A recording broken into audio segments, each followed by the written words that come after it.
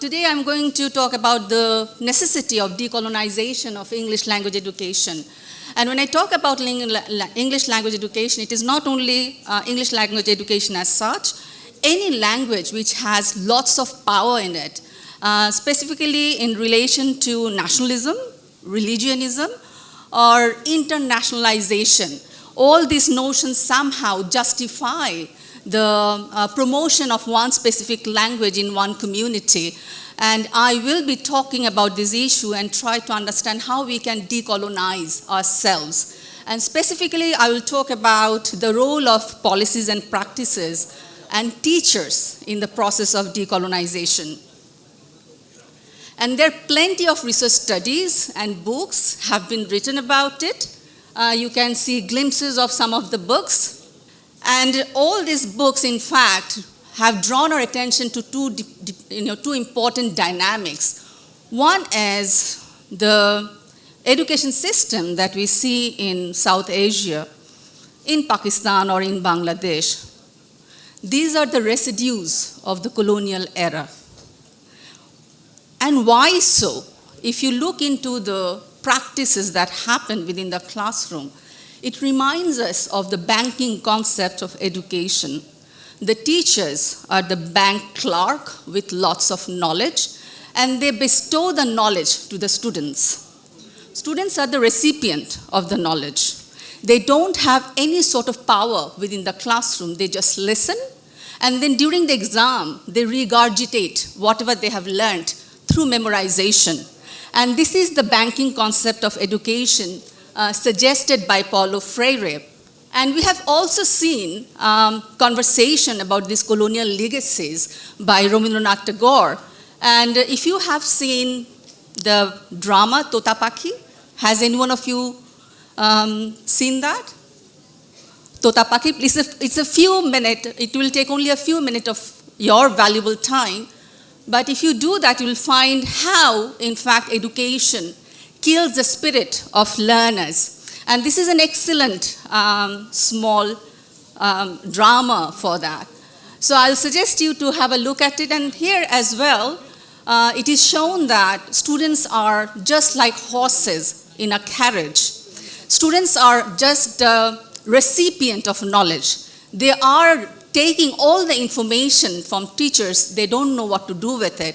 And that is why there isn't any critical awareness developed in students.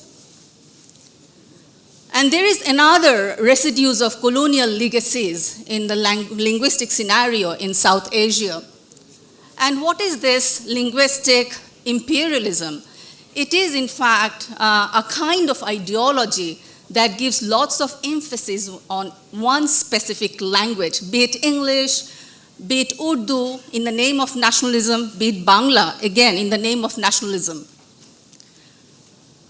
And these languages are always given more resources. For example, policies and practices allow more training, for example, for these language teachers. They are sent abroad for training. Lots of schools are established for these languages. Lots of centers are established for these languages. So there are sort of a material resources that are given to these important languages. And these languages are glorified in the name of nationalism or in the name of internationalism. And we see that in different countries in South Asia, this sort of promotion of specific languages, even though historically we know that South Asia is multilingual, multicultural. And it is the fertile ground of various languages. We know that 700 speakers of different languages, in fact, live in South Asia. Amongst these languages, 454 were found to be actively spoken in India, 122 in Nepal, 77 in Pakistan, 42 in Afghanistan, and 40 in Bangladesh. But interestingly enough, only Bangladesh, India, Pakistan, and Sri Lanka was historically the part of this Indian subcontinent under the British ruler for more than 200 years. And their colonial history is similar. And in that time, before the colonial era, there are plenty of languages that coexisted in South Asian countries. For example, Arabic, Bangla, Hindi, Persian, Urdu, Portuguese, Sanskrit, and more were there. But English, in fact, began to replace all these languages eventually. And English began to replace Persian, the language of the Muslim ruler, in all the domains, including administration, law, and other formal domains. And the other countries, for example, Afghanistan, Bhutan, Nepal, they were not under the colonial imperial force, but they were somehow or other got influenced by it. And we see that in Afghanistan, for example, you know that Afghanistan is, fragile because of all the war that has been happening there. And even there, Dari Persian and Pashto, two widely spoken languages, are now marginalized because of the promotion of the English language. In Bangladesh as well, all of you know about the 1952 movement, Bhasha Andolon. So Bangla is there, the national language and official language, and we also have English. These two languages now somehow marginalizing and disempowering all the indigenous language speakers that we have in Bangladesh. Many of the indigenous languages, in fact, have become extinct. Some of them are in the process of forgotten. And many of the speakers of these indigenous languages have lost literacy because in the formal domains, in all the formal domains, only Bangla and English are acceptable, not all these other indigenous and minority languages. So we see that, because of the time constraint, I'll just go through the slides quickly. For example, in Bhutan, the national language is Dzongkha, and there is another language, Chokha language, which is a monastic schools. This is a very popular language in monastic schools, but both of them, again, are marginalized because of the promotion of the English language. In India, in fact, they have these 3 language rules, policies, which is supposed to help all the speakers of different languages. But in reality, what we see that English, along with Hindi, have reduced the appeal of other languages. So even the governmental promotion of 3 languages is not creating a plurilingual environment in India. There again, we see that the popularity of Hindi and English. And same picture is for Pakistan. Since you are all aware of the history of language in Pakistan, perhaps I can skip it, right? So the point that we should remember that this division based on languages, it wasn't our ethos. Before the British imperialism, all the languages and community members, they used to live in harmony regardless of their linguistic, religious background. So it is important that we decolonize ourselves from these ideas bestowed on us by the Western European colonization since 16th century. And we should be going back to our own indigenous knowledge and our own indigenous ways of living that we used to do in the past before the colonization. So for that, we need a paradigm shift.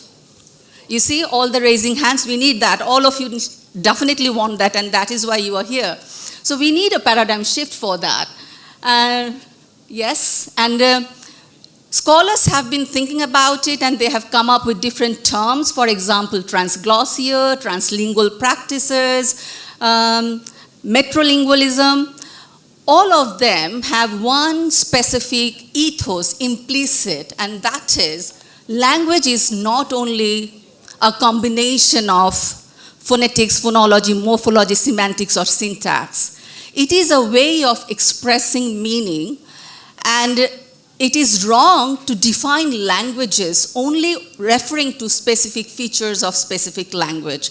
And when we are engaged in any conversation, in any meaning-making processes, we in fact only, we don't depend on languages as such. We also use our semiotic resources, for example, gestures, postures, And now with social media, we have so many other different apps when we are engaging in conversation. So these translingual practices in a classroom, you see, if you use different languages, a classroom activity look like that. Students can use whatever linguistic features they are aware and they can bring to the classroom. And this is one example, a classroom activity that students engage in the classroom. They are using different features. They're also using drawing in order to express themselves in a classroom. And this is another example of translingual practices classroom where students can use images, drawing, and their own language. And whatever, even if they're learning maths, geography, anthropology, they can do all these things. They bring all the linguistic resources they have and they use them in the classroom.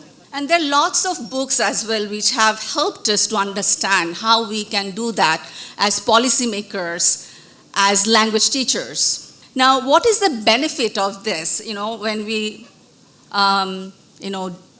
When we challenge the definition of language given by the colonial rulers, and then we come up with our own understanding of language where we are using all sorts of linguistic features from different languages. First, we are challenging the definition of language given by the colonizers. Then, we are problematizing the language centricism, because language centricism, in fact, allow us to promote Urdu or Bangla, forgetting about Sindh or Chakma or Marma or Tripura. And then it also requires us to understand that when people engage in conversation, or people from different communities, they have their own trajectory, they have their own semiotic resources. It is important that we value their life stories, we value their community, and we be more respectful towards them. So this sort of understanding of language also reduce the language-based discrimination. And then we also have a critical understanding how we can empower people from a marginal community and how we can create a community where linguistic justice and social justice can be ensured for these people. So, why supporting this paradigm, specifically in reference to English? We have to say that English is not an elite language. We have to de-eliticize English. It is only a language of communication. We shouldn't be associating too much prestige to it. And then we should create an inclusive environment where all the speakers from different language background have the same sort of rights within the classroom and outside the classroom. And with this, we will be able to ensure equal learning opportunities for all the learners coming from different linguistic backgrounds. So even if in a classroom, if you have students from Urdu background or Sindh background or Pashto background or Bangla background, they will be able to engage in the learning processes using whatever linguistic resources they have in their hand.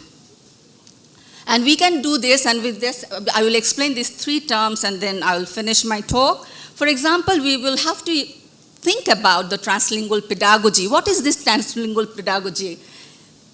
Any languages that students have in their disposal, they should be allowed to use in the classroom.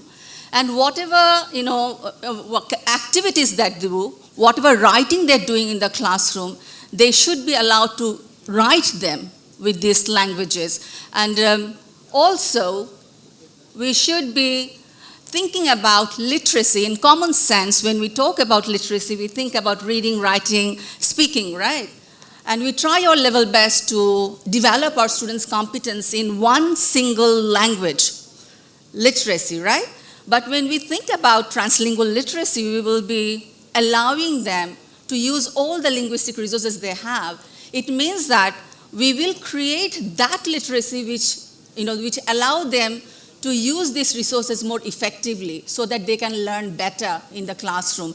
Even when they're struggling to understand maths or any abstract terms, with the help of their own language resources, they can do that, and teachers will help. And that is a sort of a target of a teacher, developing translingual literacy. And what is the role of native language? You may ask that, how can we do that if the teacher is monolingual, if many of the students are monolingual? We can do that because students themselves will explain their own culture using the linguistic and cultural resources. And we can have different types of activities where they have the freedom of using different languages. For example, think about ghazal. Ghazal is rich with cultural elements, right? Urdu ghazal. They have references to different languages, different culture, different feelings. Students can be allowed to reflect on this ghazal and, how they feel about it and express those feelings in their own languages. And we can also have lots of awareness-raising translingual activities. One single news can be presented in a classroom, and then they can be asked to reflect on it in their own languages. And what happens as a result? It happens that, the classroom become a space of socialization. Whatever linguistic backgrounds they come from, they start to value their own languages within the classroom. We know that when there is one dominant language spoken within the classroom, those who come from minority language background, they feel disempowered, they feel minimized, and their identity gets, compromised. But when they see that within the classroom they can use their own languages, they feel empowered. And naturally, their linguistic identity associated with their mother tongues become empowered too. And monolingual teachers, in fact, there is different ways of handling this sort of classroom. A monolingual teacher can help the students through different dictionaries, gestures, postures, as I have shown you, that students are allowed to draw. If there are any difficult concept they are struggling to explain in the target language, they can always draw. So this is sort of a way monolingual teachers, and this is one example where in fact teachers and students have done this work, if you can see it. So it has been practiced in different parts of the world, and this is one example of it. And as a result, what happens is that as people, we become more respectful towards linguistic diversity, differences, plurality, and we become critically aware of linguistic ideology. So this is the way of dealing with this, and I'm very happy to see that, in fact, Sindh Language Authority has been doing it. For example, they have been working for epistemic decolonization. They have been challenging the ideas of language bestowed on them by the military authority, and then different policies and practices. And also this authority is also engaged in epistemic activism because they're writing about the voices that are silenced. I know that our convener, he writes poems about the linguistic rights, and these songs are performed in different platforms. This is kind of an epistemic activism where we bring the voices of the less powerful to the front and ask them to engage with the greater population, with their thoughts, with their ideas, with their feelings. And then again, interestingly enough, it is also engaged in knowledge activism. Knowledge activism is, usually what happens in conferences. As academics, we give talk, people listen, we publish, some people read, and that's it. No one remembers after the conferences, after the publication, what has happened in that area. But here, as I see, there are different ways of developing this awareness about the rights of Sindh language speakers. They are not only doing conferences, they are also writing poems. They are also creating cultural events so that Sindh language can be promoted amongst the general people. They're also having different dhamma, right? So there is a certain activism in the sense that they're taking these ideas to different platforms and different people, and people are engaging from their home, from their own comfort zone about these issues. So this knowledge activism is very much necessary because conferences are attended by scholars like us, and the policymakers never attend. They never listen to academics. So this way, perhaps the way this authority is progressing, perhaps they can create a landmark, the way it should be done. And I'm quite privileged to know about this after coming here. And these sort of activities will definitely give certain agency to the teachers as well as the policymakers. And with that, I like to conclude my presentation. I wish I had more time so that I could engage in conversation with you. Perhaps next time I will have that opportunity. But let me briefly summarize what I have talked to you today. We need to have a conversation, bottom line. Be it here, be it outside, be it on social media. We need to have conversation about language rights of the marginalized communities. Very important. We should be having dialogue with policymakers who are promoting the English language and other languages which are promoted in the name of nationalism and religionism. We should be bringing the policymakers to the dialogue.